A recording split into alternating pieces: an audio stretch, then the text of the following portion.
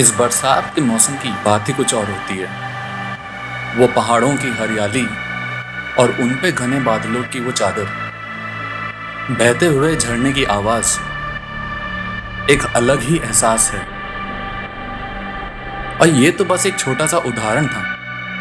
पुणे इससे और बहुत कुछ है।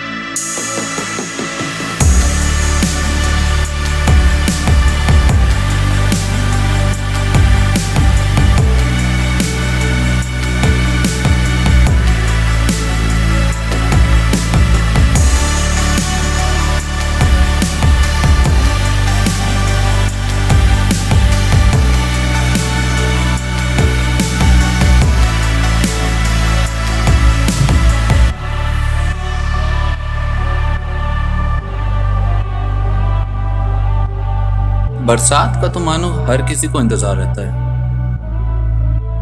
और क्यों ना हो, इस मौसम में गरम गरम पकवान खाने का मजा ही कुछ और है। और जहां तक प्राकृतिक खूबसूरती की बात है, खुद ही देख लीजिए।